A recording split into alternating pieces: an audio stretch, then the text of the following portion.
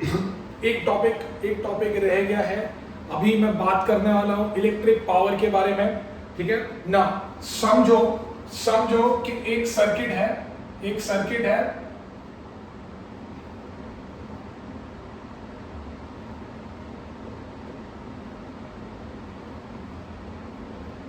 ठीक है ना। अभी वी नो कि अगर इसके अंदर करंट फ्लो करवाना है तो करंट इसके अंदर जो करंट फ्लो हो रहा है that current is given by the formula Q by T। मतलब the amount of current flowing in a given time t, amount of current flowing in a given time t is given by the formula I is equal to Q by T। तो यहां पे अगर current flow हो रहा है तो कितने number of charges flow हो रहे हैं। अगर करंट I फ्लो हो रहा है तो कितने नंबर ऑफ चार्जेस फ्लो हो रहे हैं Q, या कितना अमाउंट ऑफ चार्ज फ्लो हो रहा है Q। तो यहां से अगर मेरे को Q चाहिए तो Q is equal to IT। अभी ये चार्जेस को फ्लो कराने के लिए वर्क डन होता है। हमने सीखा है ना कि पोटेंशियल डिफरेंस होता क्या है, work done in moving a charge from one point two another point. अब सिंस करंट फ्लो हो रहा है मतलब चार्जेस फ्लो हो रहे हैं, और चार्जेस को फ्लो कराने के लिए वर्क डन करना पड़ता है। So we know that the potential difference is work done upon Q। So from here क्या हो जाएगा, Q would be equal to और work done W will be equal to V into Q। अभी यहाँ पे Q का value क्या है IT। सो मतलब भाई अगर मेरे को चार्जेस को मूव कराना है तो मुझे जो वर्क डन करना पड़ेगा that is equal to VIT। मतलब जितनी एनर्जी लगेगी, वर्क और एनर्जी में कोई फर्क है क्या, नहीं फर्क है। तो मतलब मुझे जितनी इलेक्ट्रिकल एनर्जी लगेगी वो इलेक्ट्रिकल एनर्जी कैलकुलेट करने के लिए it is nothing but VIT। पर मुझे पता है कि according to Ohm's law V is equal to IR। तो कहना इसे अगर मैंने यहाँ पे V की जगह पे IR रखा so that is nothing but I square RT। And अगर I is equal to V by R, I is also equal to V by R, तो यहाँ पे अगर मैं यहाँ पे I की वैल्यू रखता हूँ तो that is V square T by R। तो ये मेरे इलेक्ट्रिकल एनर्जी के एक्सप्रेशन बनते हैं। अगर मुझे इलेक्ट्रिकल एनर्जी निकालनी है so it is given by the formula VIT और I स्क्वायर RT और V square T by R। Similarly अगर मैं इलेक्ट्रिकल पावर के बारे में बात करता हूं, इलेक्ट्रिकल पावर का फॉर्मूला क्या होता है, work done per unit time और एनर्जी पर यूनिट टाइम। अगर मैं यहाँ पे लिख रहा हूं that power is equal to, यहाँ पे एनर्जी का फॉर्मूला लिख रहा हूं VIT by T। So T cancel, that is equal to VI। Similarly हर एक एक्सप्रेशन में से T चला जाएगा तो कहना इसे it is equal to VI और it is equal to I square R और it is equal to V square by R। तो ये बनता है मेरे इलेक्ट्रिकल पावर का formula which you have to remember guys. ये तुमको याद रखना पड़ेगा न्यूमेरिकल्स के लिए कि इलेक्ट्रिकल पावर जो होता है that is equal to VI और I स्क्वायर R और V स्क्वायर बाय R। अभी since electrical power is equal to VI, potential difference का यूनिट होता है वोल्ट, करंट का होता है ampere, so volt into ampere होता है वॉट। तो पावर का यूनिट जो आपको ऑलरेडी पता है that is nothing but what. अभी एग्जाम में कभी आता है डिफाइन वन वॉट। तो हम कैसे डिफाइन करेंगे that when 1 ampere of current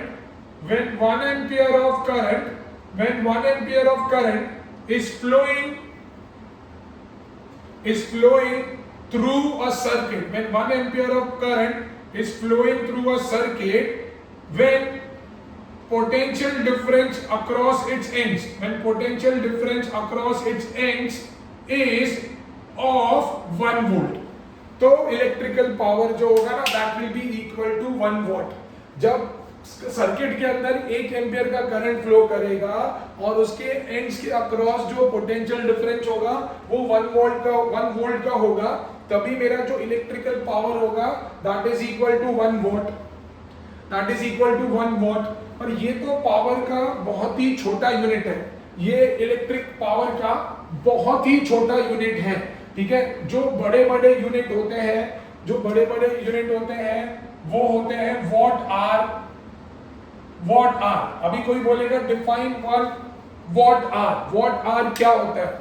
so electrical power is consumed, when electrical power is consumed equal to 1 watt hour।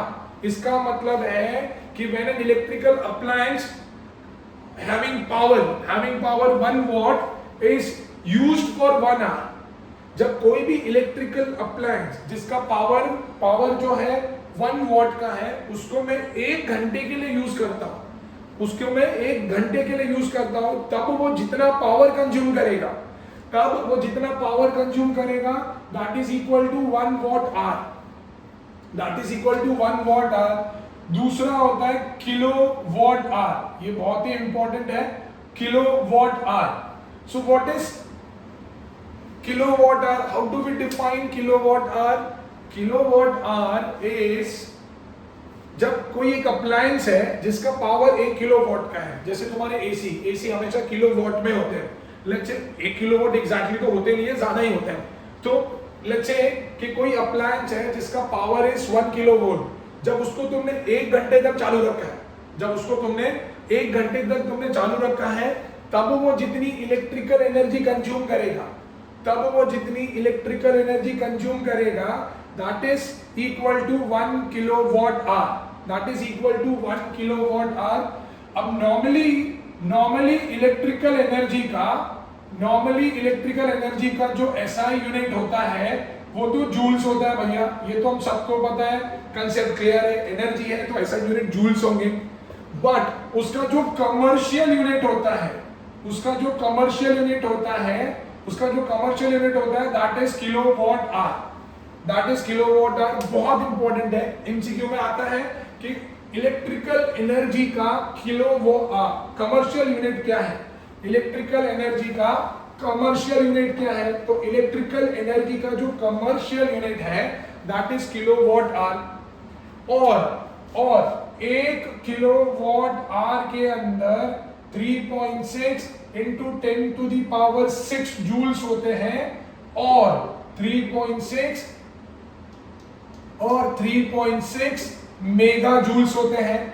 ये भी बहुत इंपॉर्टेंट है, 1 किलोवाट आवर के अंदर 3.6 into 10 to the power 6 joules होते हैं और 3.6 मेगा जूल्स होते हैं। तो अगर कोई पूछ रहा है कि what is the commercial unit of electrical energy, हम बोलेंगे kilowatt hour. 1 kilowatt hour is equal to how many joules? तो it is either 3.6 into 10 to the power 6 joules और 3.6 मेगा जूल्स, और 3.6 मेगा जूल्स। समझ में आ रहा है मैं क्या बोल रहा हूं, है ना? अभी एक छोटा सा टॉपिक है, कि भैया what is power rating of any appliance? What is power rating of any appliance? किसी भी अप्लायंस की पावर रेटिंग क्या होती है? ठीक है, तुमने देखा रहेगा अगर कभी तुम कोई इलेक्ट्रिकल अप्लायंस खरीदने जाते हो, ठीक है, तो वहां पे ऐसा लिखा हुआ रहता है 220 volt, 110 what, 220 volt, 110 what.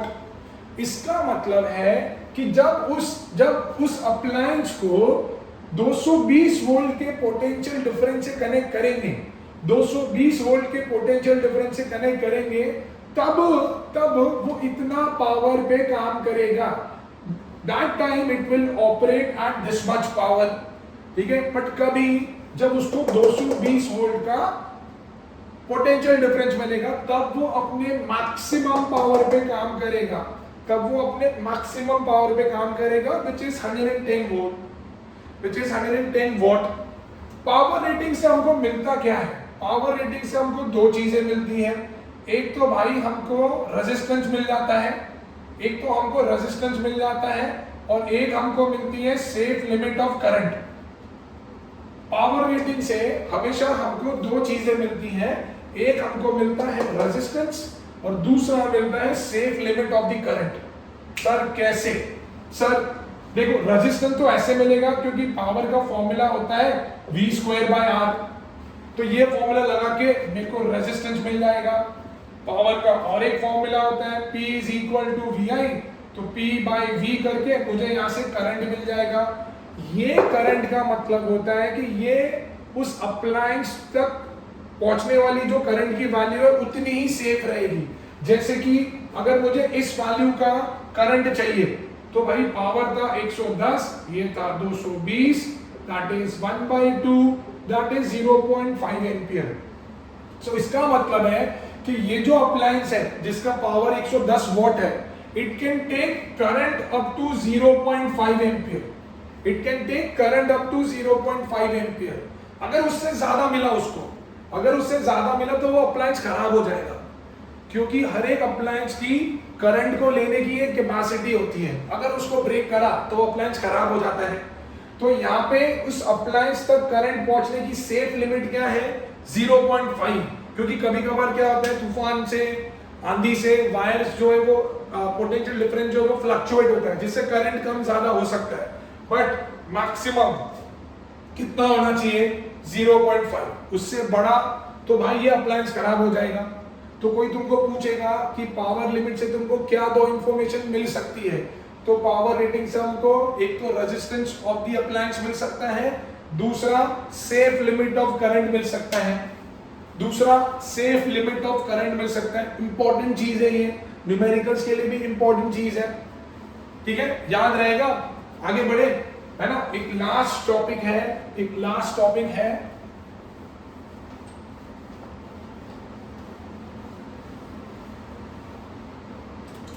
that is heating effect of electric current, जिसको हम लोग जूल्स लॉ ऑफ हीटिंग भी बोलते हैं। ये क्या बोलता है? ये बोलता है कि भाई, बिफोर आई से कि ये क्या बोलता है, let me tell you that it is based on the principle of law of conservation of energy. It is based on the principle of law of conservation of energy, which tells us that energy can neither be created nor be destroyed, and whenever energy is put to use, some part of energy is always converted in the form of heat. जब भी मैं energy को use में लाता हूं तो कुछ part of energy जो होगी वो हमेशा हीट के फॉर्म में चली जाएगी। तो heating effect of electric current बोलता क्या है? Heating effect of electric current बोलता है कि अगर कोई कंडक्टर है उसके अंदर से मैं करंट को फ्लो कर रहा हूं, तो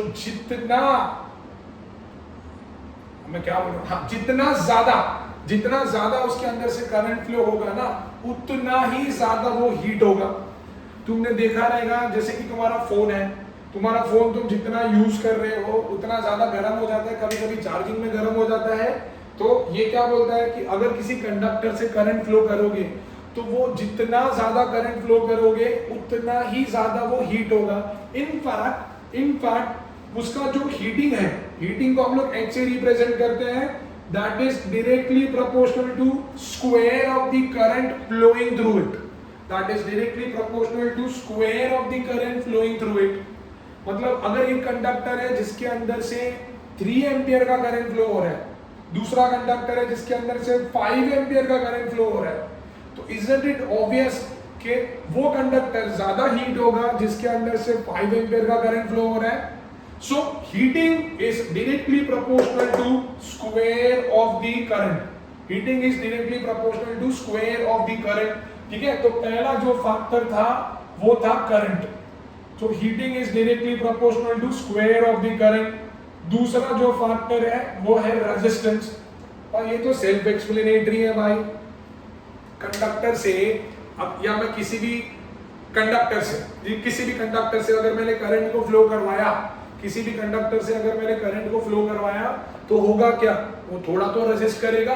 अब वो किसी भी कंडक्टर का रेजिस्टेंस जीरो तो होता नहीं है, तो वो थोड़ा तो रेजिस्ट करेगा, जिसकी वजह से हीटिंग प्रोड्यूस होगी, क्योंकि अंदर आयंस और इलेक्ट्रॉन्स की ड्रिफ्टिंग होगी, कोलिजन होगा, जिसकी वजह से हीटिंग प्रोड्यूस होगी। तो हीटिंग जो होती है that is directly proportional to resistance. जितना ज्यादा रेजिस्टेंस होगा उतना ज्यादा वो गर्म होगा, तीसरा जो है दैट इज टाइम। अरे भाई, एक कंडक्टर के अंदर मैंने 5 घंटा करंट फ्लो करवाया, एक के अंदर मैंने 1 घंटा करवाया, कौन ज्यादा गर्म होगा? ऑब्वियसली 5 घंटे वाला। तो जितने ज्यादा टाइम तक मैं करंट को फ्लो करवाऊंगा, उतना वो कंडक्टर ज्यादा गर्म होगा, अगर मैं ये सबको कंबाइन करूं, तो कहना है इसे H is directly proportional to I square RT। यहाँ पे मैं प्रोपोर्शनलिटी का साइन निकालता हूँ, तो H is equal to K into I square RT। K is a constant, उसको मैंने 1 बोल दिया, तो H is equal to I square RT। तो ये है formula heating effect of electric current का, that is also known as Joule's law of heating, that H is equal to I square RT। जितना ज्यादा करंट फ्लो करवाओगे तो उतना ज्यादा गर्म होगा, जितना ज्यादा रेजिस्टेंस होगा उतना ज्यादा गर्म होगा, जितने ज्यादा टाइम तक करंट फ्लो होगा उतना ही ज्यादा वो गर्म होगा। और इसी प्रिंसिपल के बेस पे इलेक्ट्रिक हीटर, हमारा गीजर, हमारा ओवन, ठीक है, ये सारी चीजें इसी कंसेप्ट के ऊपर बेस्ड है, ठीक है। जैसे कि हमारा boiler, geyser and boiler are different. हमारा बॉयलर भी इसी कंसेप्ट के ऊपर है।